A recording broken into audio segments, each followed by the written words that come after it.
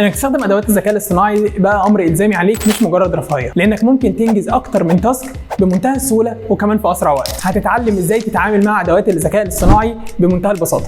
ده من اول ازاي اصلا اتكلم معاهم، لان احنا هنتعلم شويه تكنيكس وشويه اساسيات في البرومبت بتاعتنا، ان انا ازاي اديها للاي اي فتطلع لي ريزلتس بطريقه كويسه. ده اول سيشن بس، لكن باقي السيشنز هنتعلم ازاي ممكن اطلع هاي كواليتي كونتنت واقدر انزله على السوشيال ميديا، وكمان يكون سوشيال ميديا كونتنت مناسب للاندستري اللي انا شغال عليها. وكمان هنقدر نتعامل مع ادوات الذكاء الاصطناعي اللي تقدر توفر لنا سوشيال ميديا ديزاين، لانك ايوه عن طريق ادوات الذكاء الاصطناعي تقدر تعمل سوشيال ميديا ديزاين اتراكتيف وكمان كرييتيف بمنتهى البساطه. وطبعا مش هننسى الفيديو، لان الفيديو اكتر من 70% من الانجاجمنتس اللي بتحصل على السوشيال ميديا بتكون عليه، احنا برضه هنهتم بيه، وهنقدر نستخدم مجموعه ادوات تقدر تطلع بيها فيديو دعائي للمنتج بتاعك ونبدا نشتغل عليه على السوشيال ميديا. وطبعا مش هننسى الميديا بايرز، لان الميديا بايرز بيبقى اساس شغلهم هي الميديا بلان، والسوشيال ميديا سبيشالست اساس شغلها السوشيال ميديا بلان.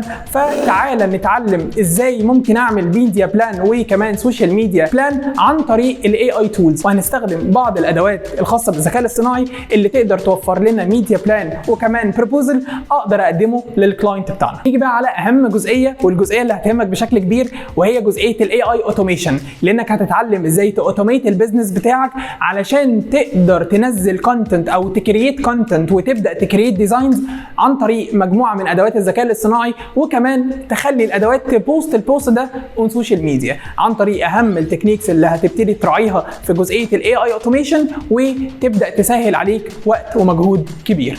طبعا لو مهتم بالاي اي جنريتيف فور ماركتنج سجل معانا دلوقتي في الراوند الجديده علشان تلحق مكانك.